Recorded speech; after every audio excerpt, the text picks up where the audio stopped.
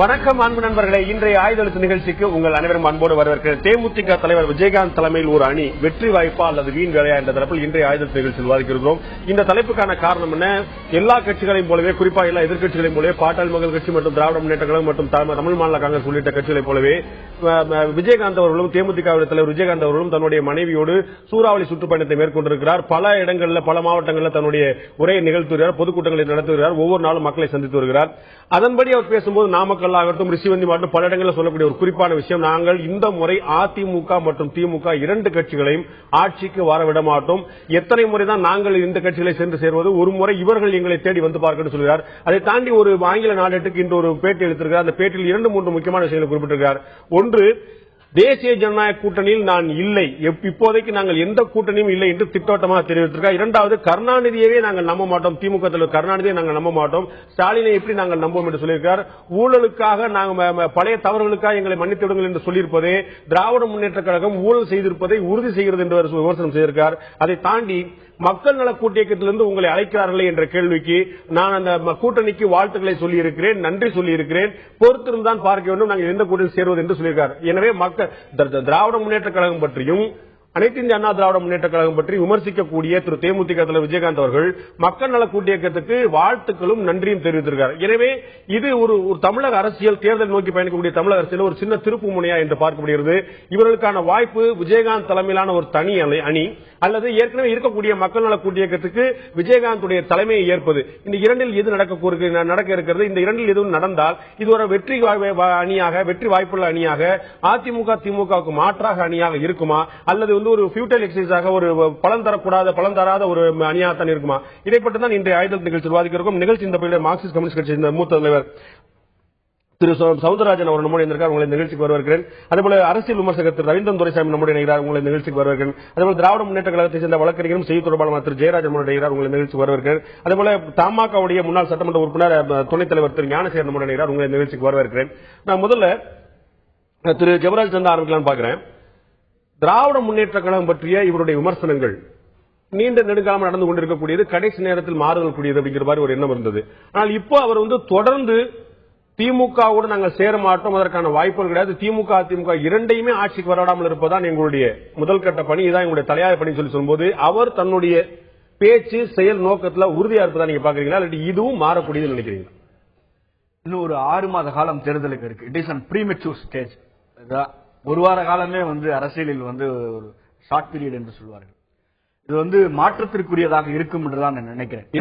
இன்னொரு 8 மாசம் கழிச்சு, இன்னொரு 10 மாசம் கழிச்சு அதிமுக திமுக கூட்டணி அமைய வாய்ப்பு இருக்கா? இல்ல, நீங்கள் கேட்பது அடிப்படை ஆதாரமற்ற, முகாந்திரமற்ற ஒரு அதுதான் நீங்க சொன்னீங்க.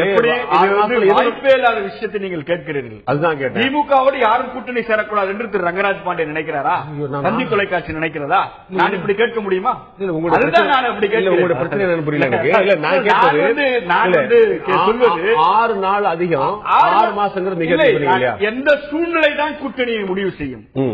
96 தலைவர் கலைஞர் திமுகவின் புகைவண்டி கிளம்பிவிட்டது என்று சொன்னதற்கு பிறகு மாற்றம் ஏற்பட்டது. 52% திமுக ஸ்வீப் செய்தது 96 தேர்தலிலே. இப்பொழுது இந்த தேர்தலிலே கலைஞர் தான் இந்த தேர்தலையும் இயக்குவார். 50 ஆண்டு கால அரசியலை திமுகவின் தலைவர் கலைஞர் தான் இயக்கி இருக்கிறார். இந்த தேர்தலையும் கலைஞர் தான் இயக்குவார். மாற்று கருத்தே இல்லை. நீங்கள் பாருங்கள், பொறுத்திருந்து பாருங்கள், வெயிட் அண்ட் சீ. நடக்க போவதை பாருங்கள். திமுக ஆட்சிக்கு வருவதை யாராலும், எந்த சக்தியாலும் தடுக்க முடியாது. நீங்கள் பாருங்கள். நேர பொதுக்கூட்ட மேடையில் வந்துட்டீங்க.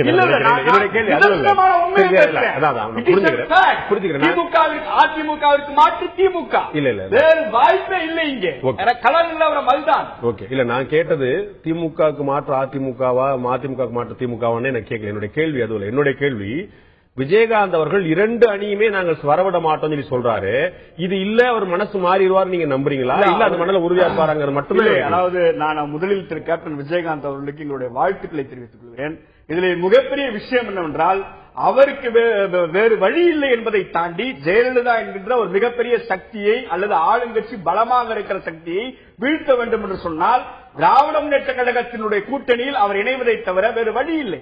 அவரால் எப்படி தனித்து நின்று ஜெயலலிதா அம்மையாரை வீழ்த்த முடியும்? வாக்கு சதவீதம் தனித்து நின்று அவரும் சொல்லல. நாங்கள் எந்த அணியோடு சேருவோம் என்று முடிவு செய்வோம் தான் அவரும் சொல்றாரு. நாங்கள் தனித்து நின்று ஆட்சி போன அவரும் சொல்லல. இருக்குமே அது ஏன் நீங்கள் அது இருக்கக்கூடாதுன்னு நினைக்கிறீர்கள்? அதுக்கு ஒரு சூசகமான ஒரு விஷயம் அவர் சொல்றாரு. எத்தனை முறைதான் நாங்கள் அவங்களை கதவை தட்டுறது? ஒரு முறை திராவிட முன்னேற்ற கழகமும் அனைத்து ஜனதா அவர்கள் எங்களுடைய கதவை தட்டட்டுமே கேட்கிறார். அவர் ஒரு சிறந்த ஆக்ஷன் ஹீரோவாகத்தான் நான் பார்த்திருக்கேன். இப்போ நகைச்சுவை ஹீரோவாக மாறி இருக்கிறார். அது ஒரு நகைச்சுவையாக நான் பார்க்கிறேன். முதல்ல ஒரு வாழ்த்து சொன்னீங்க, இப்ப ஒரு நகைச்சுவை நடிகர் இல்ல சார். எப்படி இது சாத்தியமா? 50 ஆண்டு காலம் திமுக 5 முறை ஆட்சியில் இருந்த கட்சி சார். நாங்கள் நேற்றைக்கு கட்சி ஆரம்பிக்கவில்லை. 5 முறை தமிழகத்திலே ஆட்சி நடத்திருக்கிறோம். நீங்கள் திமுக 1 கோடி தொண்டர்களுக்கு மேல் இருக்கிற ஒரு இயக்கம், 5 முறை ஆட்சியில் இருந்த இயக்கம், திமுக இன்னொரு கட்சியின் தலைமையில கூட்டணி வரும் என்று சொல்லுவது நகைச்சுவை தானே. அது it is not possible, it is not impossible. இது எப்படி நடக்கும்? நான் என்ன கேட்கிறேன், திரு கேப்டன் விஜயகாந்த் அவர்களுக்கு நாங்கள் வைக்கிற ஒரே ஒரு வேண்டுகோள் இதுதான். நாங்கள் வேண்டுகோளை தாண்டி நாங்கள் சொல்லுவது இதுதான், வேறு வழி இல்லை. அவருக்கு அதிமுக என்கின்ற ஒரு பலம் வாய்ந்த சக்தியை அகற்ற வேண்டும் என்று சொன்னால் 30% வாக்கு வங்கி இருக்கிற திராவிட முன்னேற்ற கழகத்தை அணியை அவர் எடுக்க வேண்டிய அவசியம் இருக்கிறது. 30% வாக்கு வங்கி இருந்தால் நீங்க கூட்டணி பற்றி பேச வேண்டியதே இல்லை. ஒரு தொகுதியை வைத்து பேசுறீங்க, இல்ல ஒரு தொகுதியை வைத்து மாறுபடும். இல்ல ஒரு தொகுதியை வைத்து பேசுறீங்க. நான் சொல்ல நாடாளுமன்ற தேர்தலை வைத்து நீங்கள் கணக்கிடுறீங்க. தேர்தலை பற்றி சொல்லல. உங்களுடைய வாக்கு வங்கி 30 இருந்தால் நீங்க எந்த கட்சியும் கூட்டணி நாட வேண்டியதுங்கிறதா இயல்பான விஷயம். நீங்க சொல்லுங்க சார். 17% தான் சொல்ல போறாங்க. 17% அதை அதிமுகவினுடைய எதிர்ப்பு ஸ்வீட் பண்ணாதா? நமக்கு நாம இன்றைக்கு 200 தொகுதியில் எங்கள் தளபதி கடந்திருக்கிறார். ஏன் 25,000 மனுக்கள் எங்கள் தளபதியை மக்கள் கொடுக்கிறார். 4 நாட்களுக்கு முன்னாடி நான் ஒரு புள்ளி வர சொன்னேன். இப்ப என் கையில நான் இல்ல. நீங்க சொன்னது நான் பார்த்தேன். 2006, 2009, 2011, 2014 திமுக வெற்றி பெற்ற போது அதிமுக வேறுபாடு ஒற்றை இலக்க எண்கள் இருந்தது. அதிமுக வெற்றி பெற்ற போது அதற்கான வேறுபாடு இரட்டை இலக்கங்கள் கிட்டத்தட்ட 17 விழுக்காடு 19 விழுக்காடு மறந்துடக்கூடாது. 17 விழுக்காடு எப்படி கலைஞர் ஸ்வீப் பண்ணுவாருன்னு பாருங்க. கலைஞர் கரெக்டான நேரத்தில் கரெக்டான சமயத்தில் அதை செய்வார். திரு ரவீந்திரன் துரைசாமி, விஜயகாந்த் 2006 தேர்தல் தனித்து போட்டிட்டார், 9 தேர்தல் தனித்து போட்டிட்டார், 11 தேர்தலில் உளுந்தூர்பேட்டையில் ஆரம்பிச்சு பல இடங்கள் வரைக்கும் ஆண்டவனோடையும் மக்களோடையும் தான் கூட்டணி சொல்லிட்டே இருந்தார், நெருங்கி வரும் வரை. திரு ஜெயராஜ் சொல்வது போல 6 மாத காலத்தில் இதெல்லாம் நடக்கலாம், திரும்ப இருந்து மக்களோட கூட்டணி ஆண்டவனோட கூட்டணிங்கிற தாண்டி இந்த பக்கம் வந்துடக்கூடிய வாய்ப்பு இருக்கா? இல்ல அதிமுக திமுகவோடு அணி சேர்வது இல்லை என்பதுதான் அவருக்கான ஒரு நிர்பந்தமா பாக்குறீங்களா? இன்னைக்கு அவர் இந்த இதை சொல்லியிருக்காருன்னா, 2 நாளைக்கு முன்னாடி மு.க. ஸ்டாலின் சொன்னார் இல்லையா, திமுக தனித்தே ஆட்சி அமைக்குங்கிற அந்த இதுக்கு இன்டைரக்டான ஒரு பதிலா தான் நான் இதை பாக்குறேன். இந்த இதுல விஜயகாந்த் நான் ஒன்னும் உங்களை நம்பி வர வேண்டிய நிலைமையில இல்ல, எனக்கு நிறைய ஆப்ஷன்ஸ் இருக்கு. மேலும் இன்னைக்குள்ள நிலைமை அது இன்டைரக்டா ஜெயலலிதாவுக்கு ஆதரவான ஒரு இது அதுல இருக்குது.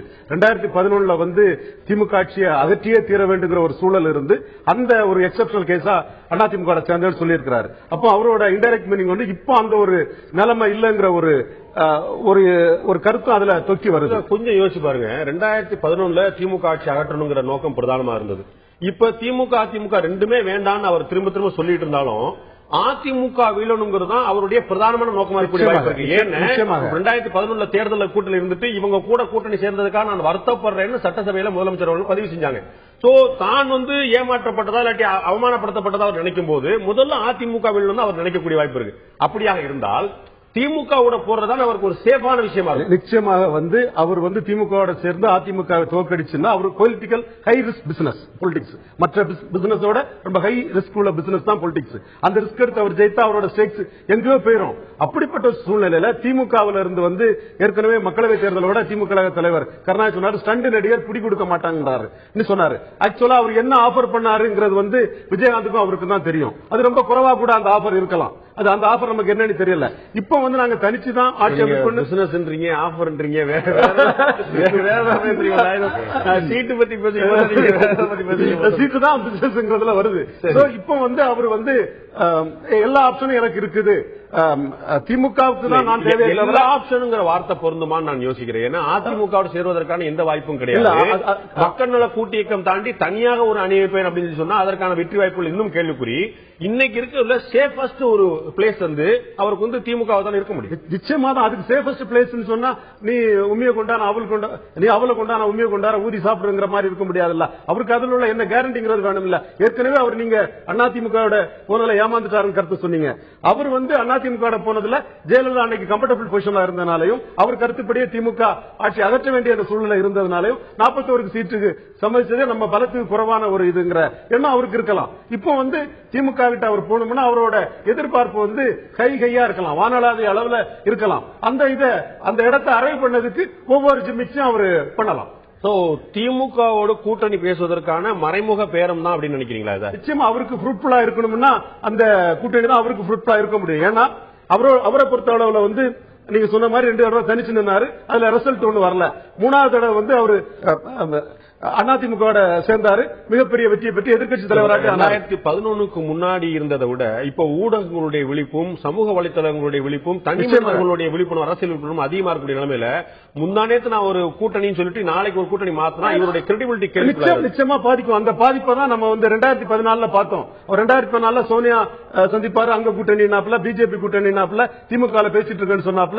அதோட விளைவுதான் அந்த கூட்டணியில மற்ற கட்சிகள் இந்த பிஜேபி கூட 9 தொகுதியில நின்று இவரை விட அதிக ஓட்டு எடுத்திருக்கு. 14 தொகுதியில நின்று அவரால் பிஜேபியோட குறைவான வாக்குகள் எடுக்க காரணம் அந்த கிரெடிபிலிட்டியோட பாதிப்பு தான். அந்த கிரெடிபிலிட்டி பாதிப்பு இருக்கதான் செய்யுது. பட் ஒரு கூட்டணி வெற்றிங்கிறதோட தன் கட்சி ஏதாவது வெற்றியை பெறணும், தான் சாதிக்கணுங்கிறது தான் ஒவ்வொரு கட்சிக்கும் இருக்குது. திரு சவுந்தரராஜன், இன்னைக்கு இருக்கக்கூடிய அரசியல் சூழ்நிலை உங்களுடைய முகத்துல ஒரு முதல் முறையா ஒரு புன்முறுவல் இருப்பது போல ஒரு சேஃப் லேண்டிங் நம்ம போய் சேர்றோம் அப்படின்னு பாக்குறதா? மக்கள் நல கூட்டியக்கம் இதோடு நிற்க போறதுல இன்னும் அணிகள் இன்னும் கட்சிகள் உள்ள சேரணும்னு நீங்க தொடர்ந்து சொல்லிட்டே வந்தீங்க. சேர்வதற்கான வாய்ப்புகளை நீங்க முதல்ல 4 கண்டிஷன் எல்லாம் போட்டீங்க. திமுக கிடையாது, அதிமுக கிடையாது, பாமக கிடையாது, பாஜக கிடையாது, காங்கிரஸ் கிடையாது, ஒரு 5 கட்சியை நீங்க சேர்க்க மாட்டோம்னு ஒரு முடிவு சொல்லிட்டீங்க. அவங்க விரும்புறாங்களோ விரும்பலையே தாண்டி. அப்ப பாக்கி இருக்கும் கட்சியில பாத்தீங்கன்னா தமாகவும் தேமுதிகவும் தான் ஒரு பிரதானமான குறிக்கோளோடு இருக்கக்கூடிய கட்சியில இருக்க முடியும். தேமுதிக உங்களுடைய அணிக்கு வாழ்த்து சொல்றார், நன்றி சொல்றார், நான் இன்னும் முடிவு பண்ணல அப்படின்னு சொல்லி சொல்றார். சோ மக்கள் நல கூட்டியக்கத்தோடு தேமுதிக சேர்வதற்கான வாய்ப்புகள் அகல திறந்திருக்குன்னு நினைக்கிறீங்களா? அதாவது தேமுதிகவினுடைய தலைவர் என்ன செய்வார் என்று ஆர்வம் மற்றது சொல்ல நான் விரும்பவில்லை. எது தமிழ்நாட்டுக்கு நல்லது, எதை நாங்கள் விரும்புகிறோம், விஜயகாந்த் அவர்கள் இப்படி செயல்பட்டால் நன்றாக இருக்கும் என்ற முறையில் தான் நான் என்னுடைய பதிலை சொல்ல முடியும். விஜயகாந்த் கட்சி ஆரம்பித்ததே அதிமுக திமுக இந்த இரண்டுக்கும் மாற்றாக நான் ஒரு ஆட்சியை கொண்டு வரவும் அரசியலை நடத்தவும் தான் இந்த கட்சி என்று அறிவித்தார். இப்போது அதிமுகவோடு கூட்டு வைத்த பிறகு இந்த கான்ஸ்டன்சி, இந்த தொகுதி, அதாவது இந்த ரெண்டையும் விரும்பாத தொகுதி, இப்போது கமிட்டட் டிஎம்கே, கமிட்டட் ஏடிஎம்கே, அது யாரும் எங்கள் கட்சிக்கோ அல்லது விஜயகாந்த் கட்சிக்கோ நாளைக்கு ஓட்டு போட்டு விட போவதில்லை. அது 20% இருக்கலாம், 25 இருக்கலாம். ஆனால் இந்த ரெண்டையும் விரும்பாத நான் கமிட்டட் செக்ஷன், அதைத்தான் மற்ற கட்சிகள் குறிவைக்க முடியும். மற்ற கட்சிகள் அவர்களுடைய எண்ணத்தை தான் பிரதிபலிக்க விரும்பும். அப்படி வருகிற போது திமுக அதிமுக ஆட்சி கூடாது என்று கருதுகிற ஒரு கன்சிடரபிள் செக்ஷன் இன்றைக்கு தமிழ்நாட்டிலே இருக்கிறது. அதுவும் குறிப்பாக அதிமுக கூடாது என்றுதான் மதிமுக ஆரம்பிக்கப்பட்டது. 96ல உங்களோட தனித்து போட்டியிட்டார்கள். அவர்கள் எங்கேயும் வெல்ல முடியல. 96ல உங்களுக்கு ஏற்கனவே போட்டியிட்ட அனுபவம் இருக்குது. காங்கிரசும் பாஜகவும் கூடாதுன்னு தான் கம்யூனிஸ்ட் இயக்கம் செயல்பட்டு இருக்கு. ஆனா இந்த 2 பிரதான கட்சிகளுமே உங்களுடைய விடுதலை சிறுத்தை உட்பட இந்த நிலைப்பாடுல பல முறை மாறி இருக்கீங்க. பாஜகவுக்கு மறைமுகமாகவும் காங்கிரசுக்கு நேரடியாகவும் ஆதரிச்சு 3 இயக்கங்களுமே வேற ஒரு சந்தர்ப்பம் செயல்பட்டு இருக்கு. அப்ப தேமுதிக இந்த 2 கட்சியில யாரோட ஒருத்தரோட போனா அவங்களுடைய கிரெடிபிலிட்டி கேள்விக்குள்ளாயிரும்.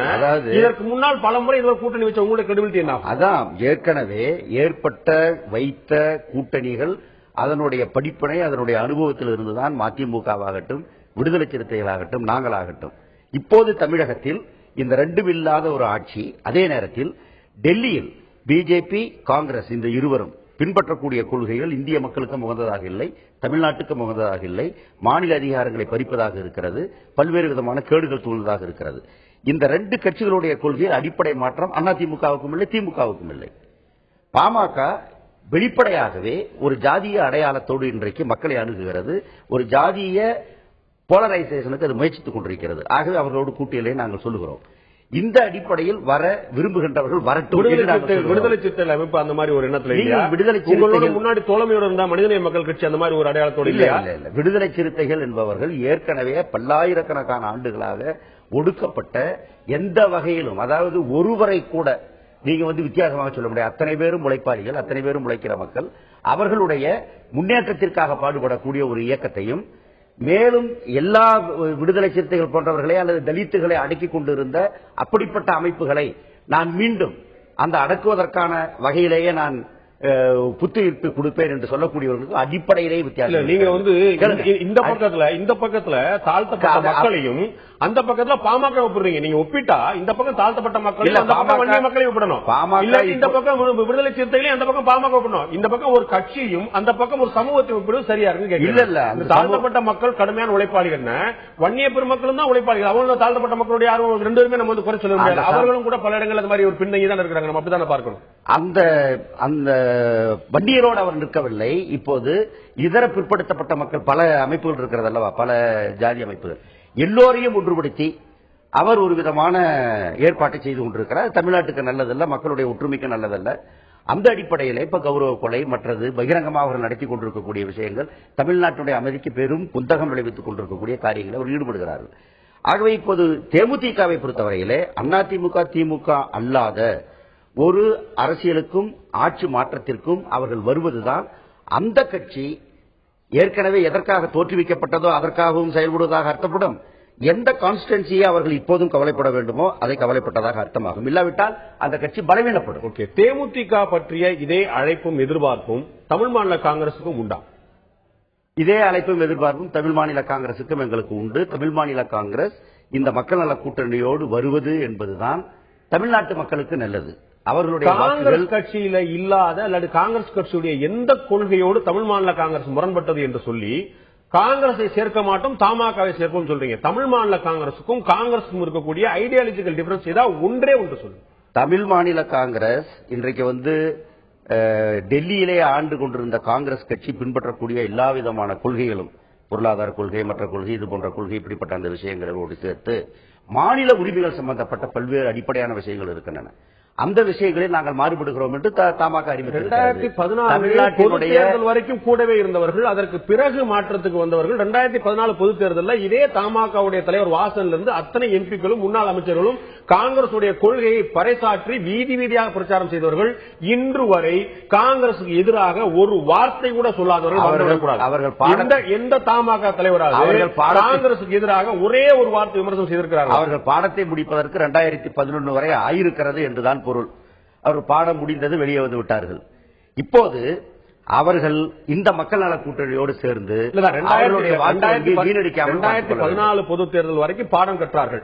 இப்ப அவர்களுக்கு படிப்பினை கிடைச்சிருச்சு, வெளியே வந்துட்டாங்க. நாங்க வெளியே வந்த பிறகு ஒரு வார்த்தையாவது காங்கிரஸ் கட்சியுடைய செயல்பாடை விமர்சித்து தமாக தரப்புல ஒரு வார்த்தையா இதுவரை பேசப்பட்டது உண்டா? கடந்த கால தவறுகள் என்று நீங்களா சுட்டிக்காட்டிய விஷயங்கள் பற்றி ஒரு முறையாக அவர்கள் பேசியது உண்டா? காங்கிரசிடம் மீண்டும் போவேன், காங்கிரசிடம் இன்று இல்லாவிட்டால் நாளைக்கு போய் சேர்ந்து விடுவேன், சோனியா காந்தி தான் எனக்கு தலைவர், எப்போது வேண்டுமானாலும் போவோம் என்று எங்காவது பேசியிருக்கிறார்களா? அவர் பேசியிருக்கிறாரா? ஞானசேகரன் பேசியிருக்கிறாரா? மற்றவர்கள் பேசுகிற சந்தர்ப்பம் தான் அவர்கள் பேசலாம். ஏற்கனவே கட்சியோடு இணைத்த தமாக மிக பலமாக இருந்த சந்தர்ப்பத்திலேயே காங்கிரஸோடு ஒட்டுமொத்தமாக இணைத்த காலம் உண்டு என்பது மறந்துட முடியாது. இன்றைக்கும் இளம் தலைவர் ராகுல் காந்தி, அன்னை சோனியா என்று காங்கிரஸ்காரர்கள் எப்படி சொல்கிறார்களோ அதே டெர்மினாலஜி ஒரு அச்சரம் பேசாமல் தான் தமாகவும் பேசுகிறது. அதற்கு மேல் அவர்களுக்கு எந்த சான்றிதழும் என்னால் கொடுக்க முடியாது, அது வேறு விஷயம். ஆனால் இப்போது தனி கட்சி என்கிற முறையில் தமிழ்நாட்டில் காங்கிரஸ் பலமான தமிழகம், வலிமையான இந்தியா என்கிற முழக்கத்தோடு காங்கிரஸ் வேண்டாம் என்றும் தமாக வரலாம் என்று சொல்லும் போது ரெண்டுக்கும் என்ன வேறுபாடு நீங்க பாக்குறீங்க அப்படின்னா, காங்கிரஸ் இப்போதும் ஒரு அகில இந்திய இயக்கமாக அகில இந்திய ஆட்சியில் அவர் இருந்த அகில இந்திய இயக்கம் என்கிற வகையிலே அவர்கள் பின்பற்றக்கூடிய கொள்கையை நாளைக்கு ஆட்சிக்கு வருகிற போது அல்லது இன்னைக்கும் நாடாளுமன்றத்துக்குள்ளே மற்றதிலே அவர்கள் பின்பற்ற வேண்டிய அப்படிப்பட்ட அந்த பொறுப்பில் இருக்கக்கூடிய ஒரு கட்சி காங்கிரஸ். அதையும் தமாகவை நீங்கள் இணைத்து பார்க்கவே முடியாது. என்ன கொள்கையில வித்தியாசம், ஆகவே என்ன வேறுபாடு என்று கேட்கவே முடியாது. அது அகில இந்திய கட்சியினுடைய ஒரு பிரிவு தமிழ்நாட்டில் இருக்கிறது. காங்கிரஸ் என்பது எந்த காரணத்தை முன்னிட்டு நாங்கள் ஏற்க முடியாத உலகமயம், தாராளமயம், தனியார் மயம், இப்போது பிஜேபி பின்பற்றக்கூடிய பல்வேறு கொள்கைகளோடு அவர்களுக்கு பலவிதமான உடன்பாடுகள் இருக்கிறது. அதுல வந்து எவ்வளவு தூரம் தமாக மாறுபட்டு இருக்குன்னு தெரியல. நான் திரு தமாகவுடைய துணைத் தலைவர் திரு முன்னாள் சட்டமன்ற உறுப்பினர் திரு ஞானசேகரன் அவர்கிட்ட கேட்க விரும்புறேன். இந்த அழைப்பு தமாகவுக்கும் காத்திருக்குன்னு சொல்றாங்க. நமக்கு தெரிஞ்ச வகையில அரசியல் வந்து வெளியில பேசக்கூடிய வகையில அதிமுகவுக்கான கதவு எந்த கட்சிக்கும் திறப்பதாக இல்லை. திமுக வந்து உங்களை வரவேற்க காத்திருக்கிறது. மக்கள் நல கூட்டு இயக்கம் பகிரங்கமாக அழைப்பு. உங்களுடைய சாய்ஸாக எது இருக்கும்? திராவிட முன்னேற்ற கழகமா அல்லது மக்கள் நல கூட்டு இயக்கமா? உங்களுடைய முதல் தேர்வாக எது இருக்கக்கூடிய? முதல்ல சவுந்தரராஜ் அவர்கள் ஏற்கனவே சில விளக்கத்தை கொடுத்தார்கள். தமாக காங்கிரஸ்ல இருந்து எந்த வகையிலும் மாறுபடவில்லை என்ற உங்களுடைய கருத்தை நான் வன்மையாக மறுக்கிறேன். இல்ல மன்னிக்கணும், நான் பயன்படுத்தின வார்த்தையில திரும்ப சரியா சொல்ல பாக்குறேன். எந்த வகையில் முரண்பாடு ஒன்றுபட்டது நான் சொல்ல, என்ன வேறுபாடும் தெரிஞ்சுக்க விரும்பினேன், உங்கள்ட்டையும் தெரிஞ்சுக்கிறேன். நீங்கள் சொன்னாலும் ஏற்கிறேன். வேறுபாடு ஏதாவது சொல்லுங்க, நான் சொல்லவில்லை. இல்ல, இப்போ வாசன் அவர்கள் ஏற்கனவே 10 ஆண்டு காலம் மத்திய அமைச்சராக இருந்த போது அந்த மத்திய அமைச்சர் காங்கிரஸோடு இருந்தார் என்பதை யாரும் மறுக்கவில்லை. ஆனால் அதே காங்கிரஸ் பல ஊழல் குற்றச்சாட்டுகளுக்கு ஆளான காலகட்டத்திலும் சரி, அதே போல இலங்கை தமிழர்கள் கொல்லப்பட்ட போதும் சரி, மீனவர்கள் பிடிப்பட்டு படகுகள் விடுபடாத போதும் சரி, அடிக்கடி பிரதமரை சந்தித்து தன்னுடைய கருத்தை வலியுறுத்தி அதற்கு மீனவர்களை விடுவிக்க வேண்டும் என்றும், அங்கே தமிழர்கள் கொல்லப்படுவதை தடுத்து நிறுத்த வேண்டும் என்றும்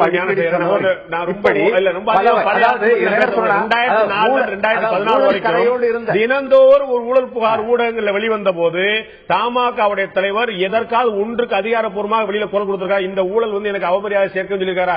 2002 குஜராத்ல கலவரம் நடந்தபோது வாஜ்பாய் அவர்களும் எந்த மோசம் வெளிநாடு போய் கேட்டாரு பகிரங்கமா. அதுபோல வாசன் அவர்கள் ஊழல் இருக்குன்னு எங்கேயாவது பகிரங்கமா பேசினாரா தெரியல எனக்கு. இல்ல உங்களுக்கு இல்ல அந்த கேபினெட் அமைச்சராக இருந்து கொண்டே கேபினெட்ல உங்களுக்கு பிரதமரை எதிர்த்து பேசக்கூடிய ஆற்றல் படைத்த ஒரு அமைச்சர் இருக்குன்னு சொன்னா, ஒரு சேற்றில முளைத்த செந்தாமரை போல அந்த இடத்துல குரல் கொடுத்தா நீ பாக்கணும் மொழிய. அதுக்கப்புறம் அப்படி இந்த ஊழல் கட்சியோடு இருந்தால் நமக்கு இங்க தமிழ்நாட்டு அத்துணை நலன்களையும் மத்திய அரசு புறக்கணிக்கிறது, காங்கிரஸ் புறக்கணிக்கிறது என்ற ஒரே காரணத்தால் தான் நாங்க பிரிஞ்சு வந்தோம். ஊழல் கட்சியோடு சேர்ந்திருந்தால் அவமரியாதைங்கிறது 2014 தேர்தலில் தோல்வி அடைஞ்ச பிறகுதான் தெரிஞ்சதா? 2016 சட்டம் உங்களுக்கே தெரியும். நீங்கள் வெளியே வந்த போது நான் திரும்ப சொன்னேன், ரொம்ப டீப்பா போகலாம். வெளியே வந்த போது நீங்க சொன்ன காரணங்கள் ஒன்று கூட ஈழத்தமிழர் விவகாரமோ அல்லது மீனவர் விவகாரமோ அல்லது கச்சத்தீவோ ஒரு பிரச்சனையும் சொல்லப்படல. சொல்லப்பட்டது போல எல்லாவற்றுக்கும் அகில இந்திய தலைமை எதிர்பார்த்து, எல்லாவற்றுக்கும் அகில இந்திய தலைமை எதிர்பார்த்து இருக்க வேண்டியிருக்கு சொன்னதான் காரணமா சொன்னீங்களே தவிர வேற காரணம் சொன்னா எனக்கு இன்னைக்கு வரைக்கும் தெரியல. இல்ல அப்படி அதுல என்ன புரியுது உங்களுக்கு? அதாவது தமிழ்நாட்டினரை முழுக்க முழுக்க அதாவது காங்கிரஸ் புறக்கணிக்கிற காரணத்தால் நாங்க வெளியே வரணும் சொல்லிட்டு வரோம். அதை நீங்க புரிஞ்சுக்கணும். அவ்வளவுதான். அடுத்த பாயிண்ட் போறேன். அதனால நிச்சயமாக வேறுபட்டு இன்று தமிழ்நாட்டு மக்களுடைய நலனை குறிக்கோளாக கொண்டு வலிமையான பாரதம் என்று ஒரு பக்கம் இருந்தாலும் கூட வளமான தமிழகத்தை படைக்க வேண்டும் தான் நாங்கள் கட்சி ஆரம்பிச்சிருக்கிறோம். எங்களுடைய தலைவர் வாசன் அந்த குணத்தை தான் ஆரம்பிச்சிருக்காரு. இப்போ நீங்க எடுத்திருக்கக்கூடிய தலைப்புக்கு வரேன்.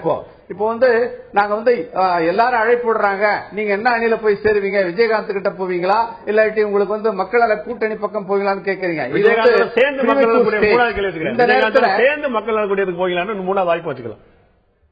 இல்ல இது இந்த நேரத்தில் எந்த விதமான முடிவும் நம்மால எடுக்க முடியாது.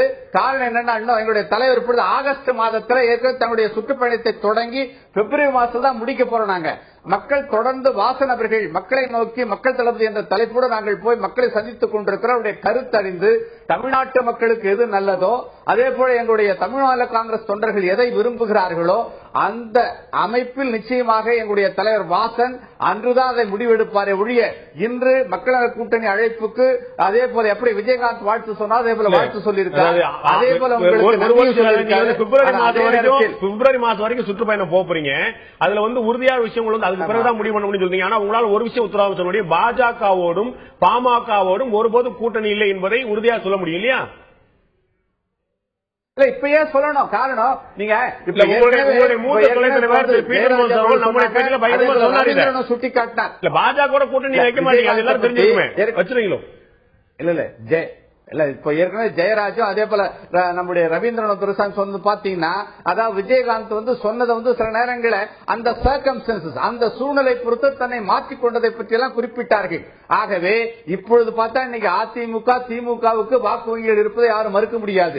ஆனால் அதே நேரத்தில் அவர்கள் மேல் இருக்கக்கூடிய குறைகளை சுட்டிக்காட்டி ஒரு மாற்றம் வேண்டும் என்று விரும்புகிற தமிழ்நாட்டு மக்கள் யாருடைய தலைமை ஏற்கப் போகிறார்கள்? ஏன்னா இப்போ வாசனுடைய தலைமை ஏற்க வேண்டும் என்று 3வது அணியில பெரும்பாலான மக்கள் தர சொல்லிக் கொண்டிருக்கார். காக்கைக்கு தன் குஞ்சு பொன் குஞ்சு. ஒவ்வொரு கட்சிக்காரர்களும் நிச்சயமா நம்முடைய தலைமையில் அந்த கூட்டணி அமையாதா என்று ஆசைப்படுறதுல எந்த விதமான தப்பும் இல்லாத அவருடைய எண்ணம். அந்த வகையில பார்த்தோம்னா நம்ம இன்னும் நம்ம பிப்ரவரி மாதம் வரைக்கும் வெயிட் பண்ணி தான் பார்க்கணும். ஏற்கனவே விஜயகாந்த் அவர்கள் ஏற்கனவே அவர் அதிமுகவை தான் நம்ம அதுக்கு எதிராக அதை வீழ்த்துவதற்கு எதையும் செய்வோம் கொஞ்ச நாளைக்கு முன்ன சொன்னாங்க.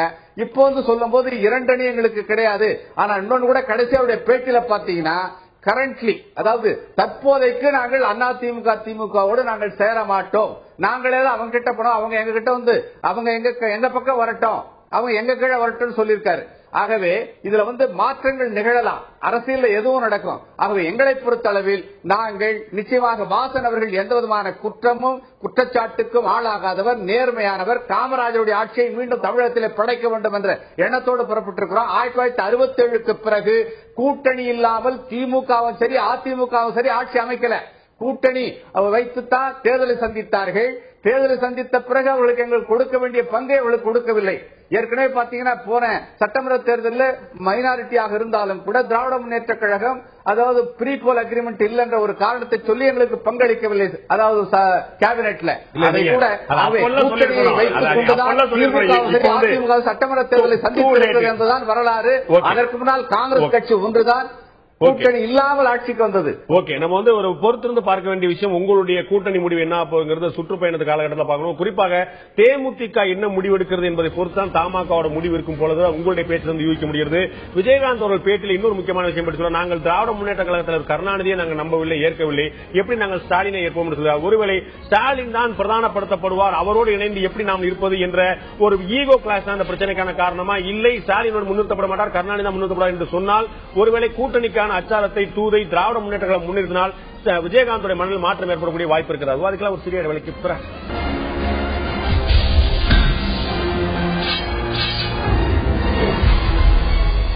மீண்டும் ஆயுத நிகழ்ச்சிக்கு உங்கள் அனைவரும் அன்போடு வரவேற்க நண்பர்களே.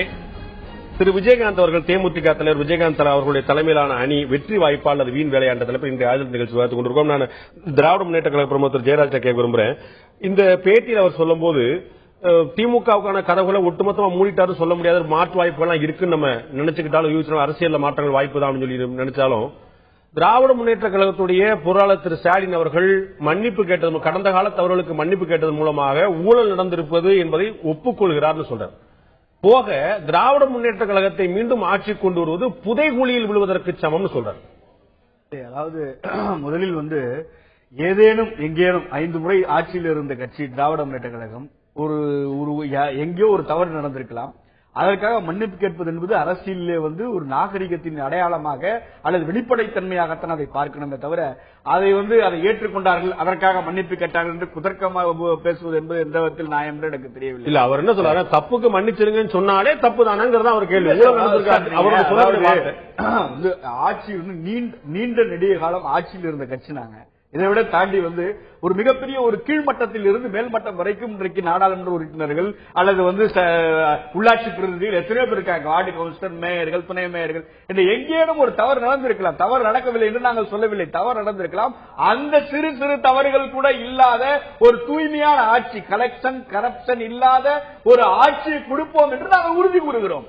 அதை மக்கள் ஏற்றுக்கொள்கிறார்கள். அதுதான் நாங்க சொல்றோம். திமுக திரும்பவும் கொண்டு வந்தா அது புதைகளில் உள்ளதற்கான சமம் சொல்லி சொல்ல சார். நான் திரும்பவும் நான் அதை சொல்லுவது இன்றைக்கு அவருடைய கருத்தாக இருக்கலாம். நான் இன்னும் ஒரே ஒரு விஷயம், இந்த மாதிரி கடுமையான விமர்சனம் பண்ணக்கூடிய ஒரு கட்சி நம்ம ஏற்கனவே பல முறை இதே விஜயகாந்த் அவர்கள் கேட்டாரு, நீங்க அடுத்த தேர்தலிலே போய் அவர் இழையவில்லையா காலையில் கூட்டணிக்கு பிறகுதான் இது நடந்துச்சு, மறந்துட முடியாது. நீங்க இன்னும் கூட இன்னும் கூட அதற்கு முன்னால் அவர் அதிமுக எவ்வளவோ பேசிருக்காரு, ஏன் பேசவில்லை? இதை விட கடுமையாக ஜெயலலிதா அம்மையாரை அவர் பேசினாரு. ஒரு வாரத்திற்கு முன்னால் அவர் கூட்டணியில போய் சேருவதற்கு ஒரு வாரத்திற்கு முன்னாலே நான் நினைக்கிறேன் 10 எம்எல்ஏவுக்கு மேல ஆளுங்கட்சி இன்றைக்கு அவரிடம் பிரித்து அவரை அவமானப்படுத்தி சட்டசபையில் இருந்து வெளியேற்றிருக்கிற அந்த ஆளுங்கட்சிக்கு அவர் பதில் கொடுக்க வேண்டும் என்றால் அவருக்கு ஒரே அதிமுக எதிராக அவர் செயல்படுவார் அப்படிங்கிறது அரசியல் பார்வையாளருக்கு எந்த மாற்ற கருத்தும் இல்லை. அதுல அப்படிதான் இருக்க போறார். அதற்கான தேர்வாக அவர் திமுக எடுப்பாரா அப்படிங்கறத கேள்வி எழுது. திமுக பற்றிய விமர்சனங்களும் சளைக்காமல் இருக்கும் போது நான் இன்னும் கூட உங்களுக்கு ஒரு பகிரங்கமா ஒரு விஷயம் பாட்டாளி மக்கள் கட்சியினுடைய தலைவர் ஜெயலலிதாவோடு கூட்டணி வைத்துக் கொண்டால் என்ன சமம் என்று சொன்னார். அதை இங்கே நான் சொல்ல முடியுமா? அடுத்த தேர்தலில் ஜெயலலிதாவோடு திமுக பற்றி அதே பாட்டாளி மக்கள் கட்சியுடைய நிறுவனர் திமுக பற்றி சொன்னதுக்கு நினைவுக்கா எங்க பெரியண்ணன் வந்து வேட்டியை மட்டும் நான் வந்து என்ன அவங்க வந்து 2 உதாரணமே சொல்லியிருக்காங்க. நான் வந்து என்ன அரசியல் இது கொள்கை கூட்டணி என்பதை தாண்டி இன்றைக்கு வந்து சார் சொன்னதை போல அடிப்படையில் இன்றைய கூட்டணி அமைவதுன்றது இயற்கையாக மாறிவிட்டது, வாடிக்கையாகிவிட்டது. அதனாலதான் பாட்டாளி மக்கள் கட்சி வந்து மக்கள் மத்தியில ஒரு கிரெடிபிலிட்டி இழந்து நின்னது அப்படின்னா அதற்கான ஒரே காரணம் 2 கட்சியிலும் கடுமையாக விமர்சித்து அன்பு சகோதரி சொல்லிட்டு அதிமுக பற்றி விமர்சனமும் அண்ணன் கருணாநிதி சொல்லிட்டு இந்த பக்கம் திமுக பற்றி விமர்சனம் 2மே வந்து போனதுனாலதான் அந்த கட்சி ஒரு மிகப்பெரிய பின்னணி செலுத்தி ஒரு முறைக்கு 100 முறை மன்னிப்பு கேட்க அரசியலில் வந்து யாருமே வந்து சொல்லக்கூடாத சொல்ல முடியாத வார்த்தைகளை பாட்டாளி மக்கள் கட்சியினுடைய தலைவர் டாக்டர் ராமதாஸ் சொல்லியிருக்கிறார், உபயோகித்திருக்கிறார். நீங்கள் திருமாவளவனை பற்றி நீங்கள் தோழரிடம் கேட்டீர்கள். யாருமே அவர் கூட வந்து தலித்களின் ஓட்டு அந்நியரிக்கலை என்று சொன்னதில்லை, வன்னியரின் ஓட்டு அந்நியரிக்கலை என்ற ஒரு பாசிச வார்த்தையை தமிழக வரலாற்றிலேயே முதலாக சொன்னவர் டாக்டர் ராமதாஸ். தலித்கள் அல்லாத ஒரு கூட்டமைப்பை உருவாக்கியது டாக்டர் ராமதாஸ். நீங்களே அப்படி வந்து ஒரு சாதிய கலவரத்தை சாதிய சூழ்நிலையை தமிழ்நாட்டிலே உருவாக்கி கொடுக்கிறவர்களையும் வன்னியர் சங்கமா இருந்தா ஆரம்பிச்சு எல்லாம் பண்ணாரு. 2011 சட்டமன்ற தேர்தல் வரைக்கும் உங்களுக்கு தெரியல ஜாதி இயக்கம் சொன்னோமா? இன்னை வரைக்கும் திமுக சார்பில் யாராவது நாங்க டாக்டர் ராமதாஸை அப்படிதான் சொல்லியிருக்கோமா? அவர் சொன்னார், அவர் சொல்லுகிறார் எங்களுக்கு இந்த முத்திரை இல்லை என்று நீங்கள் சொல்லுகின்ற பொழுதுதான் நாங்கள் இதை பேச வேண்டியிருக்கிறோம். அவருடைய கட்சிக்கு பின்னாடி அந்த ஜாதிய பின்புலம் இருக்கிறது எல்லோரும் ஏற்கிறார்கள், யாருமே மறுக்கல. அப்படி அவரும் மறுக்கல, அப்படி மறுத்து பேசுறாங்க. இன்னைக்கு நாங்கள் வந்து ஜாதி உணர்வு இல்லாதவர்கள் சொல்றாங்களே, பாமக வந்து ஜாதி உணர்வு அல்லாதவர்கள் எங்கேயுமே சொல்லுங்க. அவரே சொல்றார். இன்னைக்கு முதலமைச்சராக தன்னுடைய மகனை எல்லாரும் ஏற்றுக்கொள்ளலாம். எல்லாரும் வன்னியர்கள் இருக்காங்களா? இல்ல வன்னியர் தானா? அப்ப நீங்க வன்னியருக்கு சொன்னீங்கல்ல, அவர் சொல்லாத விஷயங்கள்லாம் நீங்க வந்து சம்பந்தம்லாம் போட்டீங்க. வன்னியர் இல்லாதவருக்கு வாக்களிக்காதீர்கள் கேட்ட நீங்க தன் மகனுக்கு வாக்களிக்கணும் நீங்க இன்னைக்கு எப்படி கேட்கறீங்க? அவர் வன்னியர் ஓட்டு அந்நியருக்கு இல்லைன்னு சொன்ன பிறகுதான் திமுகவோட 3 கூட்டணி நாங்க வன்னியர் வாக்கை குறிவைத்துதான் டாக்டர் ராமதாஸ் நாங்கள் கூட்டணி நினைத்துக் கொண்டோம். அன்னைக்கெல்லாம் நீங்க எனக்காக நாற்காலியை ஒதுக்கி வைத்த முதல்வர் நாற்காலி இதோ அப்படின்னு என்னை பார்த்து சொன்னவர் தளபதி ராமதாஸ் சொல்லிட்டு பெருமைப்பட்டீங்க. நீங்க நான் இன்னொரு விஷயம் உங்களுக்கு நல்லா தெளிவாக எங்கள் தளபதியுடைய பெற்ற தெளிவா இருக்கு. ராமதாஸ் இல்லாவிட்டாலும் நாங்கள் நின்று தனித்து நின்று திராவிட முன்னேற்ற கழகம் ஆட்சி சந்திக்கக்கூடிய வலிமையை மக்களிடத்தில் நாங்கள் ஸ்வீப் பண்ணுவோம் சொல்றாரு. இதோட தப்பு இருக்கு. இதை எங்க சொல்லிருக்காங்க? எங்க சொல்லிருக்காங்க? யாருடைய கூட்டணி இல்லாமல் இது எங்க சொல்லுங்க? அந்த பேட்டி நேற்றைக்கு கொடுத்த பேட்டியில தெளிவாக எங்கள் தளபதி ஆணித்தனமாக சொல்லியிருக்கிறார். நீங்க சரியா கேட்கல நினைக்கிறேன். நான் சொல்றேன் ஒரு நிமிஷம் கேளுங்க, நான் சரி பண்ணிடுறேன். அமைச்சரவையில பங்கு கிடையாது, கூட்டணி ஆட்சி கிடையாது சொன்னாரு தவிர கூட்டணியே நான் கேட்கிறேன். கூட்டணி ஆட்சி வேறு, கூட்டணி வேறு, சரிங்களா? என்ன மாற்று கருத்தில் இல்ல. நாங்கள் வந்து கூட்டணிக்கு 2 வாரங்களுக்கு முன்னால் ஜூனியர் உடனுக்கு அளித்த பேட்டியிலே நிபந்தனைகள் அற்ற கூட்டணி சேர எல்லோரையும் அழைக்கிறோம் என்று எங்கள் தளபதி. நீங்க இப்ப சொன்னீங்க இல்லையா, கூட்டணியே தேவையில்லை சொல்லியிருந்தா பாதி பிரச்சனை அரசியல் தெளிவடைஞ்சிருக்கும். அதை சொல்ல சார் பொதுக்குழுவும் செயற்குழுவும் கூடி எங்கள் தலைவர் கலைஞர் முடிவெடுத்தால் அதை நோக்கி திராவிட முன்னேற்ற கழகம் செல்லும். கூட்டணி அமைச்சரவை இல்லை என்று எந்த பொதுக்குழுவில் முடிவு செய்யப்பட்டது? சார் எங்கள் தளபதி அமைச்சரவை இல்லை, எங்கள் தளபதி சொல்றார். எங்கள் தளபதி சொல்றார் சார். நான் இப்ப ஜெயராஜ் சொல்ல இல்லைங்க, ஒரு நிமிஷம். கூட்டணி இல்லை என்று நானும் ஜெயராஜ் சொல்ல இதே தலைவரையும் இதே தலைவரையும் உங்களுடைய யாரு நீங்க போற்றி போகிறீர்களோ அவர்களை தான் நான் சொல்றேன். பொதுக்குழு செயற்குழு கூட்டாம கூட்டணி அமைச்சர் இருக்கிறான்னு சொன்னீங்க இல்லையா, அதே மாதிரி பொதுக்குழு செயற்குழு கூட்டாம நாளைக்கு பொதுக்குழு செயற்குழு வச்சு நாங்க பர்மிஷன் வாங்குவோம். நான் இன்னும் நல்லா புரிஞ்சுங்க. திராவிட முன்னேற்ற கழகம் வந்து இல்ல திராவிட முன்னேற்ற கழகம் தனித்து நின்று ஸ்வீப் பண்ணும் என்று திமுக முடிவு செய்தால் கண்டிப்பாக அதற்கான களத்தை திமுக சந்திக்கும்.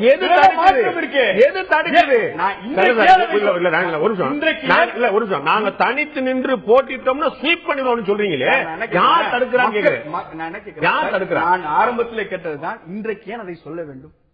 இன்றைக்கு அதை திமுக அறிவிக்க வேண்டும். அப்ப நீங்கள் 17% வாக்கு வங்கி இருக்கிறது கூட்டணி அமைச்சரவை அமைப்பு எல்லாம் சொல்லி கேட்டா அன்னைக்கு இந்த கேள்வி கேட்டு இன்னைக்கு ஏன் சொல்லணும்? நாங்க ஆட்சிக்கு வந்து உட்கார்ந்த உடனே அப்போது முடிவு பண்ணுவோம் அப்படின்னு சொல்லிருக்கலாம். நல்லா புரிஞ்சுங்க. ஆளுங்கட்சியாக இருக்கிற அதிமுக ஒரு பக்கம் இன்றைக்கு இருக்கிறது. இந்த கூட்டணி அவர்கள் வைத்திருக்கிற வாக்கு வங்கியை நீங்கள் உடைக்க வேண்டும் என்று சொன்னால் கூட்டணி சேர வேண்டும், கூட்டணி கட்சிகளை அணைக்க வேண்டும் என்று நினைப்பது எந்த விதத்தில் இது ஒரு ராஜேந்திர நடவடிக்கை தான். இதுலதான் விஜயகாந்த் சொல்றாங்க, நாங்க எத்தனை தடவை தான் உங்க கதவை தட்டுறது, நீங்க எங்க பக்கம் வாங்கன்னு சொல்றாங்க. இன்னொரு ஹிண்ட் என்ன கொடுக்குறாங்க, திமுக தலைவரையே நாங்கள் ஏற்க மறுக்கிறோம், ஸ்டாலின் எப்படி ஏற்பு சொல்றாங்க. சோ அந்த தடையா இருப்பது ஸ்டாலினை முதன்மைப்படுத்துவதும் கூட்டணிக்கு நீங்க பேச்சு முதல் ஆரம்பிக்கணுங்கிறது தானா? இல்ல, நான் ஒரு விஷயம் நல்லா உங்களுக்கு மீண்டும் உங்களுக்கு தெரியாத விஷயம் நான் நினைவுபடுத்துறேன்.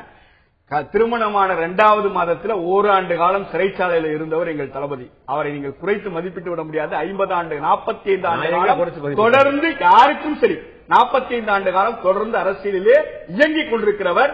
இன்றைக்கும் உழைப்பு உழைப்பு உழைப்பு என்றால் ஸ்டாலின் என்று எங்கள் தலைவர் கலைஞரே அறிவித்திருக்கிறார். நான் தெளிவாக சொல்றேன், நீங்கள் யாரையும் குறைத்து மதிப்பிட முடியாது. கலைஞரை நம்ப முடியல, யாரும் குறைத்து மதிப்பிடல. கலைஞரை நம்ப முடியலன்னு சொன்னா என்ன வாக்குறுதியை கலைஞர் கொடுத்து இது வரைக்கும் செய்யவில்லை. இதே கம்யூனிஸ்ட் கட்சியினுடைய இதே கம்யூனிஸ்ட் ஒரு தொகுதியில நீங்க வேற பதில் சொல்லிட்டு இருக்கீங்க. நான் முடிச்சேன். அதாவது கம்யூனிஸ்ட் தோழர்களினுடைய ஒரு தொகுதியில புதுக்கோட்டை நினைக்கிறேன், ஜெயலலிதா அம்மையோட கூட்டணி வைத்துட்டு அந்த அகால மரணம் அடைந்த ஒரு உறுப்பினர் அகால மரணம் அடைந்த அந்த தொகுதியில அதே கம்யூனிஸ்ட் தோழர்களுக்கு கொடுக்காமல் கழுத்தறுத்து விட்டு ஜெயலலிதா ஏமாற்றினார். கலைஞர் இன்றைக்கு வரைக்கும்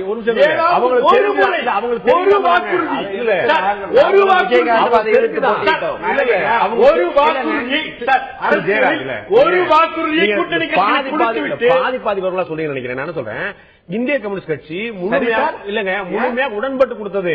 அதற்கு முன்னாடி திருமங்கலத்துல மதிமுக போட்டியிட்ட தொகுதியில அவங்க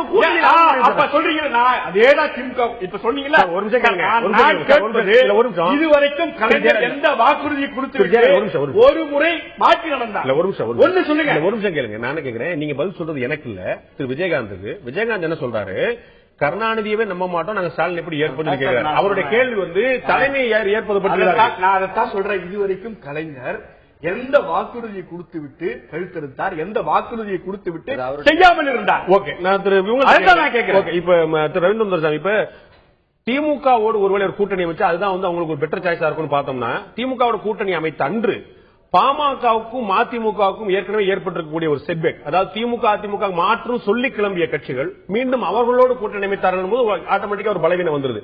அதே பலவீனத்தை தேமுதிக அடைஞ்சிடாதா? சோ அது ஒண்ணுதான் அவங்களுக்கு தடையா இருக்குமா? நம்ம வந்து திமுக போட்டோம், அதிமுக சேர்ந்துட்டாங்க, திமுக சேர்ந்தாங்க, அப்ப தே கான் பி ரைட் ஆல்டர்னேட்டிவ் சந்தேகத்துக்கு வந்துருமா?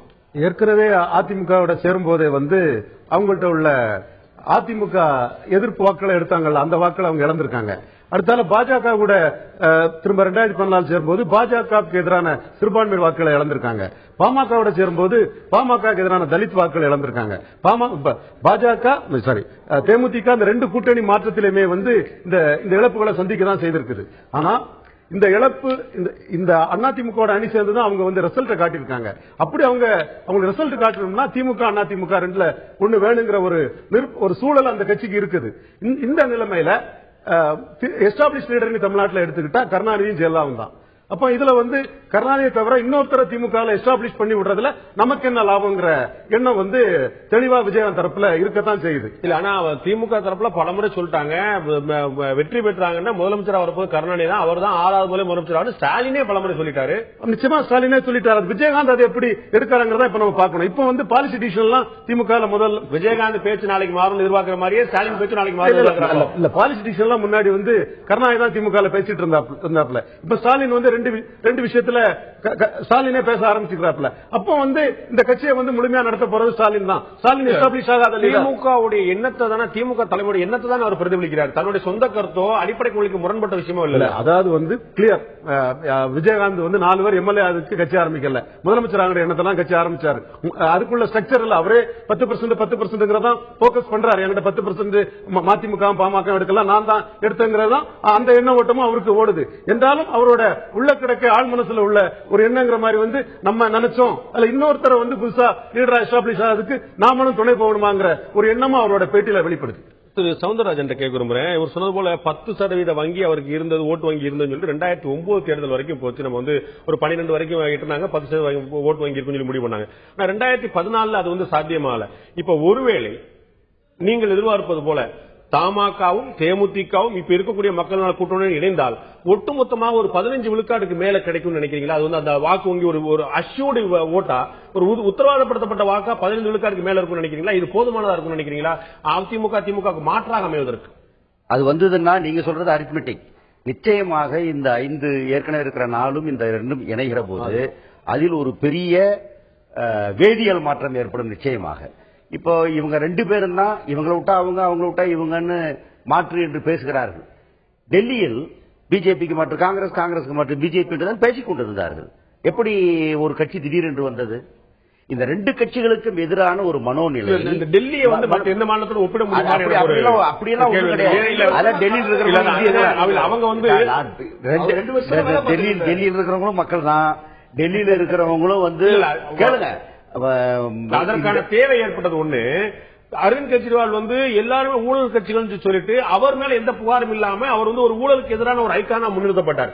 அப்படி நம்ம வந்து சொல்ல முடியுமா? அதிமுகவோட கூட்டணி வச்சிருந்தவங்க தேமுதிக, பாமக, மதிமுக எல்லாருமே அவங்க அதிமுக திமுக 2 கட்சியோட கூட்டணி வச்சிருந்தவங்க சொல்லும் போது இதே கிரெடிட் அவங்க எடுத்த கிரெடிட் நம்ம எடுக்க முடியுமான்னு கேட்கிறேன். எல்லோரும் இந்த கூட்டணி வைத்திருக்கக்கூடிய கட்சிகள் அத்தனையும் சேர்ந்து இவர்கள் இருவரும் இத்தனை ஆண்டுகளில், இந்த 30-40 ஆண்டுகளில் ஊழல் கட்சிகளாக இருந்திருக்கின்றன, மாநில உரிமையை பறிகொடுத்திருக்கின்றன, எல்லா முறைகேடுகளிலும் ஈடுபட்டு இருக்கின்றன, சட்டம் ஒழுங்கு போன்ற பிரச்சனை இருக்கின்றன என்பதையெல்லாம் சேர்ந்து இப்போது நாங்கள் சொல்லுகிற போது இந்த 2 கட்சிகள் மீதும் சலிப்படைந்திருக்கிற மக்கள் தான், குறிப்பாக இளைஞர்கள் 13% மக்கள் இப்போது முதல் முறையாக ஓட்டு போட போகின்றவர்கள் 30 வயதுக்கு கீழே இருக்கக்கூடிய அந்த மகிழ்ச்சியிலே கடுமையான அதிருப்தியும் ஆட்சேபனையும் இருக்கிறது. மாற்று எது என்றவர்கள் தேடிக்கொண்டிருக்கிறார்கள். இந்த 2ஐயும் இதுக்கு அது மாற்று, அதற்கு இது மாற்று என்றவர்கள் நினைக்கவில்லை. இந்த 2ம் இல்லாத இன்னொரு மாற்று எது, கிரெடிபிள் மாற்று எது, நம்பத்தகுந்த மாற்று எது என்று அவர்கள் எதிர்பார்த்துக் கொண்டிருக்கிறார்கள். அதை நாங்கள் கொடுக்க முயற்சிக்கிறோம். அதற்கான எல்லா விதமான முஸ்தீகளிலும் ஈடுபடுகிறோம். வெற்றியா தோல்வியா நீங்கள் கேட்டா நான் அதில் 6 சொல்ல முடியாது. 15 அல்ல 20 தாண்டலாம், 25 ஆட்சியே இந்த அணி பிடிக்கலாம். இல்ல அதான் ஏற்கனவே 4 கட்சிகள் மட்டுமே. ஓகே, ஏற்கனவே 4 கட்சிகள் மட்டுமே அணியில நீங்க இருக்கும் போதே ஒரு பொது செயல்பாட்டு திட்டம் கொண்டு வந்து காமன் மினிமம் புரோகிராம் கொண்டு வந்து அதிலேயே பல சமரசங்கள் செய்யப்பட்டிருக்கின்றன. இலங்கை பிரச்சனையிலிருந்து தமிழ்நாட்டு பிரச்சனையிலிருந்து பல சமரசங்கள் செய்யப்பட்டிருக்கின்றன. தமாகவும் தேமுதிக செய்யப்பட்டிருக்கிறது. 4ம் இணைந்து செயல்படுவதற்குள்ள பொது நிலையை எட்டி இருக்கிறார்கள். அதில் என்ன சமரசம் இருக்கிறது? அவரவர்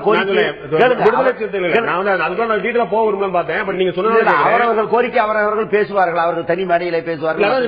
இந்த பொது செயல்பாட்டு திட்டம் வரும்போதே இது ஒரு இயல்பான ஒரு சமரசம். ஈழ பிரச்சனை 4 பேருக்கு ஒரே கருத்து இருக்கா? நீங்க சொல்லுங்க. இல்ல, அதுதான் 96 இல்ல சார், அதான் 96 மதிமுக நாங்களும் சேர்ந்து போட்டியிட்டோம் சார். அதான் நான் சொல்ல வரேன். நான் என்ன கேட்கிறேன், இப்ப ஏற்கனவே சில சமரசம் நீங்கள் ஏன் கவலைப்படுகிறீர்கள்? நான் பலவீனமா பார்க்கல சார். நான் வந்து சமரசம் செய்யப்பட்டிருக்கும் போது என்னுடைய 2வது பாதி கேள்வி என்ன, தமாகவும் தேமுதிகவும் இன்னும் மேலும் பல வேறுபட்ட கொள்கைகள் கொண்டவர்கள். அப்ப அவங்க வரும்போது உங்களுடைய ஐடியாலஜில ஒரு ஒத்த கருத்து இல்லாம வெறுமனை வந்து ஓட்டுக்காகவும் ஒரு கூட்டணிக்காக மட்டுமே அமைக்கப்பட்ட கூட்டணிங்கிற மாதிரி ஒரு எண்ணம் வந்துடாதா? ஊழலுக்கு எதிராக வெளிப்படைத்தன்மையான ஆட்சிக்காக இந்த 2 கட்சிகளுடைய இந்த முறைகேடான இந்த இதுவரைக்கும் நடந்து கொண்டிருக்கிற இந்த ஆட்சி முறைக்கு எதிராக என்பது பொது எல்லோரையும் நினைக்கிற ஒன்றாக இருக்கும். சிங்கிள் அஜெண்டாவாக இருக்கும். நாங்களும் சொல்லிருக்கோம் 3 எங்களுடைய முக்கியமானது.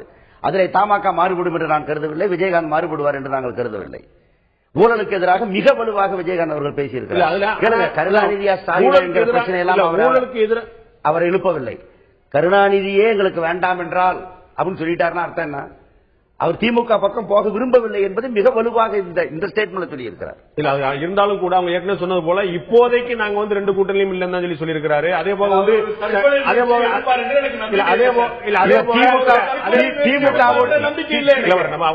திமுக சேர்ந்தால் அதுதான் தற்கொலை.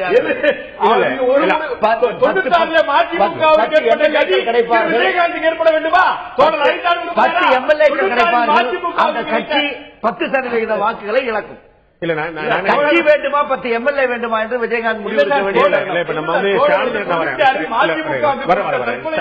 ஸ்டாலினை ஏற்கிறாரா கருணாநிதி ஏற்கிறாரா அப்படிங்கிறது பிரச்சனை இல்ல. ஆனா இவங்களுக்கு என்ன, இப்ப நம்ம இங்க விவாதத்திலே பார்த்தோம், திரு ஞானசேகரன் சொன்னாரு தமாகவுடைய தலைமையில அப்படின்னு நாங்க வந்து விரும்புறோம் சொன்னார். இங்கதான பிரச்சனை. இன்னைக்கு வந்து இதை முன்னிலைப்படுத்தக்கூடியவரா திரு வைகோ இருக்காரு. இன்னைக்கு தேதிக்கு நாளைக்கு தமாக வந்தா தன்னோட முன்னிலைப்படுத்த விரும்புவாங்க. நாங்க வந்து எங்களுக்கு அவரோட மக்கள் செல்வாக்கு இருக்குமாங்க. நாளைக்கு தேமுதிக வந்தா எல்லாருக்கும் நாங்க தான் தலைவர் சொல்லுவாங்க. இயல்புலேயே எங்க ஒரு முரண்பாடு வந்துடாதா? விவாதித்து முடிவெடுக்கப்படும். அதில் என்ன பிரச்சனை இருக்கிறது? அதெல்லாம் உட்கார போகிறார்கள், விவாதிக்க போகிறார்கள், அவர்கள் கிளைம் கேட்க போகிறார்கள், எனக்கு இவ்வளவு என்று பேச போகிறார்கள். பொது முடிவுக்கு நாங்கள் வருவோம். ஒவ்வொரு கட்சிக்கும் சில பிரச்சனைகளிலே சில தனித்தனி விஷயங்கள் இருக்கின்றன. ஆனால் எல்லோருக்கும் பொதுவான ஒன்றை எட்ட வேண்டும். குறைந்தபட்ச பொது இதுவரைக்கும் தமிழ்நாடு கூட்டணியில சார் ஒரு செயல் திட்டத்தோடு எந்த கூட்டணியாவது அமைக்கப்பட்டிருக்கிறதா? இதுதான் தமிழக வரலாற்றில் முதலாக. இதுதான் எந்த கூட்டணியாக இருந்தாலும் அவசியம். இல்லாவிட்டால் ஏமாற்றி விட்டுவார். திரு ஞானசேகரன் நான் கேட்க விரும்புறேன், இந்த கூட்டணியில ஒருவேளை மக்கள் நல கூட்டு இயக்கத்தில் தமாக சேருமானால் அதிலேயே கொள்கையில் ஒரு அடிப்படை முரண்பாடு கொண்ட விஷயங்கள் வராதா? உங்களுடைய கொள்கையிலும் இடதுசாரியோட கொள்கையும் ஒன்று போகுமா? உங்களுடைய கொள்கையும் அதிமுகவுடைய கொள்கையும் ஒன்றுபடுமா? உங்களுக்கு ஐடியாலஜிக்கலா பல முரண்பாடுகள் இருக்கிறதா நீங்க உணரலையா? அவர்களோடு நீங்க எப்படி பொருந்தி போக முடியும் நீங்க நினைக்கிறீங்க? நான் ஏற்கனவே சொன்னேன், இது பிரிமிட்டிவ் ஸ்டேஜ் சொல்லிட்டேன். காரணம் யாரோடு யார் இணைய போகிறார்கள் என்பதே இன்னும் விவாதத்துக்குரிய பொருள். காரணம் இன்னைக்கு சூழ்நிலையில, அதாவது ஜெயராஜ் அவர்கள் சொல்லுகிற போது சொன்னாங்க யாரு கூட்டணி இல்லாம ஜெயிக்க முடியும்னு ஸ்டாலின் அவர் தெரிவிச்சார். ஆனா 1967க்கு பிறகு நடந்த வரலாற்றை பார்த்தோம் என்று சொன்னால் தமிழக அரசியல் சட்டமன்ற தேர்தலில் கூட்டணி வைத்துத்தான் இப்பொழுது திராவிட கட்சிகள் ஆட்சிக்கு வந்திருக்கின்றன என்பது அதாவது வெளிப்படையாக தெரியக்கூடிய ஒன்று. அடுத்து இப்பொழுது இரண்டு கட்சிகளும் மாறி மாறி வருகிற போது டெல்லியில நடந்த அந்த கெமிஸ்ட்ரியா இங்க ஒர்க் அவுட் ஆகாதுன்னு சில பேர் நம்முடைய சவுந்தரராஜன் தெரிவிச்சாங்க. அது சில பேர் மறுப்பு தெரிவித்தாலும் கூட உங்களுக்கு மாற்றி விரும்புகிற மக்கள் எது நல்லது என்று முடிவெடுக்கக்கூடிய காலம் நமக்கு இன்னும் 5 மாசத்துக்கு மேல இருக்கு.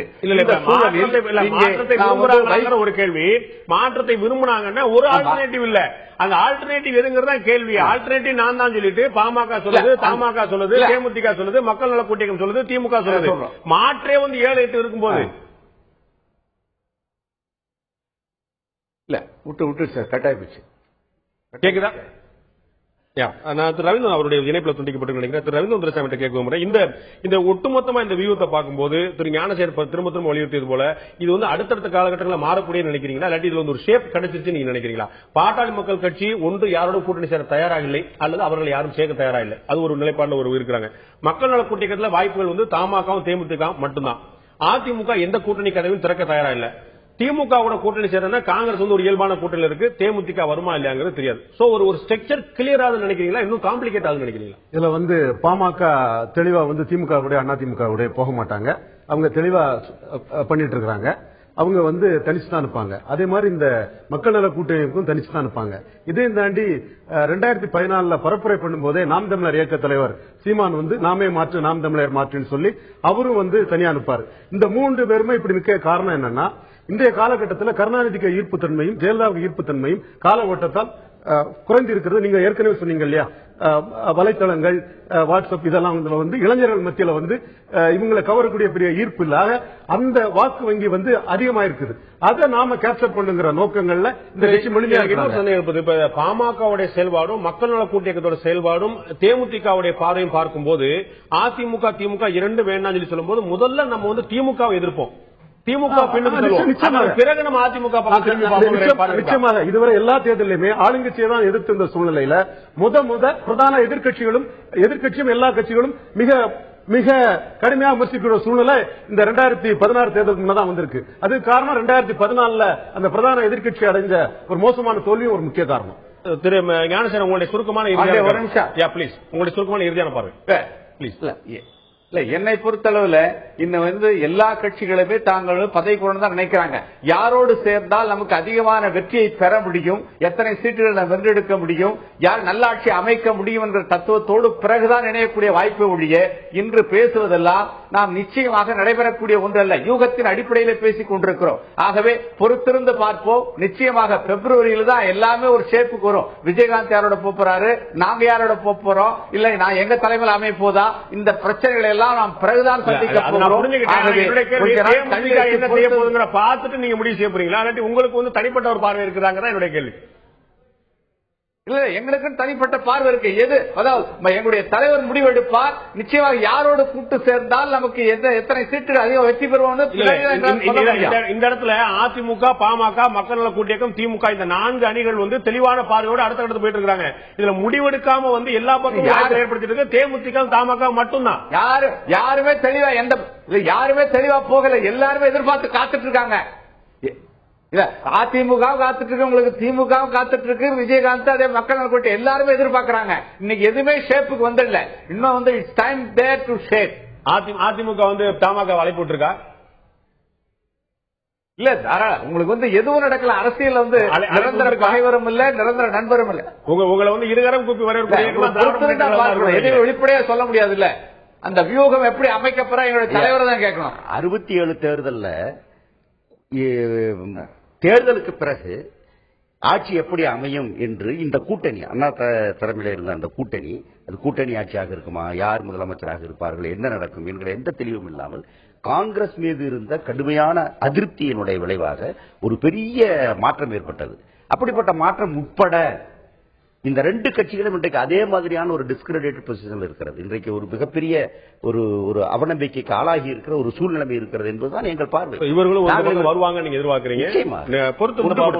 நிச்சயமாக இந்த தேர்தலை பொறுத்தவரைக்கும், தேர்தல் அரசியல் என்பதை பொறுத்த வரைக்கும் ஒவ்வொரு பேட்டியும் ஒவ்வொரு பேச்சும் ஒவ்வொரு கருத்துமே திருப்புமுனை தான். அப்படி ஒரு திருப்புமுனையாக தான் திரு விஜயகாந்த் அவர்களுடைய பேச்சை ஒரு திருப்பமாக தான் பார்க்க வேண்டும். ஆனால் தேர்தல் அரசியல் ஒரு திருப்புமுனை என்று சொன்னால், திருப்பம் என்று சொன்னால், அப்ப தேர்தல் நெருங்கி வர வர இந்த திருப்புமுனை என்பது, திருப்பம் என்பது ஒரு கொண்டை ஊசி வளைவு போல அந்த வளைவுகளும் திருப்பம் அதிகரித்துக் கொண்டே செல்லக்கூடிய வாய்ப்பு இருக்கிறது. ஒவ்வொரு நாளுமே பல திருப்பம் ஏற்படக்கூடிய வாய்ப்பு இருக்கிறது. பொறுத்து பார்ப்போம் தேமுதிக என்ன முடிவெடுக்கிறது, தமாக என்ன முடிவெடுக்கிறது, அது எந்த கட்சிக்கு பலனை ஏற்படுத்துகிறது, எந்த கட்சிக்கு பலவீனத்தை ஏற்படுத்துகிறது. பொறுத்து பார்ப்போம். இந்த நிகழ்ச்சி கலந்து கொண்டு கருத்து தெரிவித்த 4 பேருக்கும் நன்றி. பார்த்த உங்களுக்கும் நன்றி. மீண்டும் இன்னொரு நிகழ்ச்சியில் சந்திப்போம். அதுவரை நன்றி, வணக்கம்.